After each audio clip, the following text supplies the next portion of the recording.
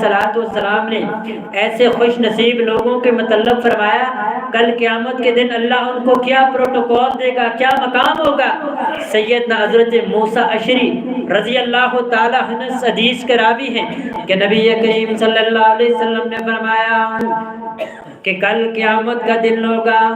جو جمعے کی نماز کو پابندی سے ادا کرنے والے اول وقت کے اندر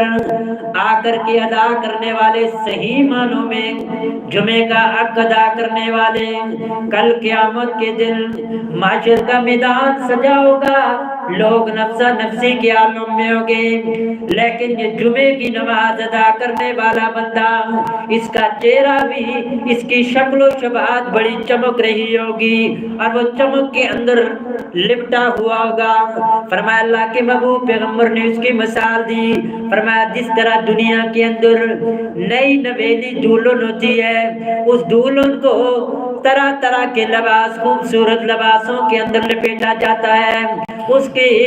چہرے کی چمک اور دمک ہوتی ہے۔ فرمایا اسی طرح جمعے کی نماز ادا کرنے والا بندہ کل قیامت کے دن نئی نویلی دلہن کی طرح آئے گا، چمکتا ہوا چہرہ، بڑے پروٹوکول کے ساتھ آئے گا، اور اللہ تبارک و تعالی اس جمعے کو ادا کرنے والے بندے کو جب چلائیں گے، دنیا کے اندر چلے گا، اس کے ہر اطراف کے اندر روشنی ہی روشنی پھیلی ہو، لوگ دیکھ کر کہیں گے یار یہ ایسا خوش نصیب انسان کون سا ہے۔ فرمایا دیکھتے ہی دیکھتے اس کا جو لباس ہوگا اور اس کی خوشبو ہوگی اس طرح، فرمایا جس طرح کستوری کی خوشبو ہوتی ہے، اس طرح اس بندے کی خوشبو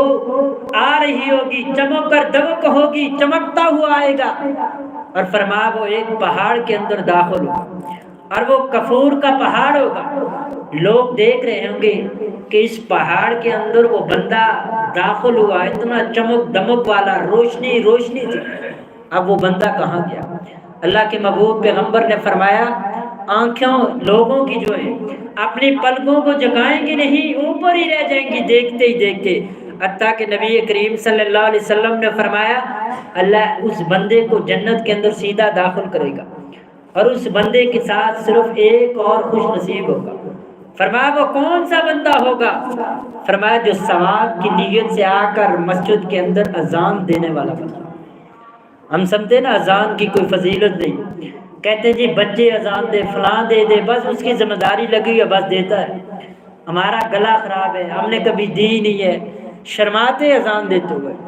میرے مسلمان بھائی، ایک مؤذن کا بڑا مقام اور مرتبہ ہے، کل جہاں اللہ جمعے کی نماز ادا کرنے والے کو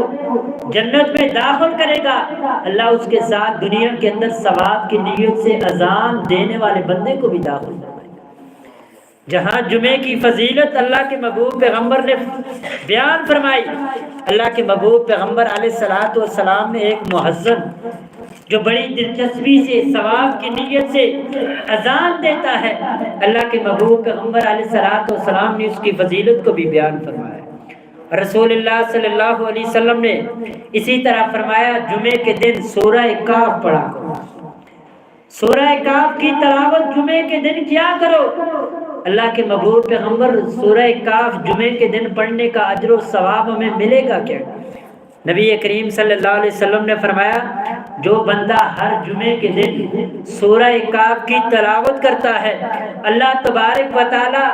اس کے ایک جمعے سے لے کر دوسرے جمعے کے درمیان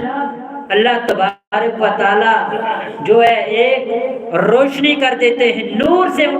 اس کے پورے ایک ہفتہ جو ہوتا ہے ان دنوں کو اللہ نور سے بھر دیتا ہے۔ وہ جو 7 دن جمعے کے درمیان میں ہوتے نا، ایک جمعے سے دوسرے دن، اللہ ان دنوں کو نور اور روشنی سے اس بندے کے لیے بھر دیتا ہے۔ اور دوسری فضیلت نبی کریم صلی اللہ علیہ وسلم نے فرمایا جو بندہ جمعے کے دن سورہ کاف کی تلاوت کرتا ہے اور سورہ کاف کی پہلی 10 آیات زبانی یاد کر لیتا ہے، اللہ تبارک و تعالی دجال کے فتنے سے بھی اس انسان کو محفوظ فرمائیں گے۔ دجال کا فتنہ جب قیامت کے درمیان دجال آئے گا، فتنے کے اندر لوگ مبتلا ہو جائیں گے۔ نبی کریم صلی اللہ علیہ وسلم نے فرمایا جس بندے نے سورہ کاف کی 10 آیات زبانی یاد کر لی اور ہر جمعے کو پڑھتا رہا۔ نبی کریم صلی اللہ علیہ وسلم نے فرمایا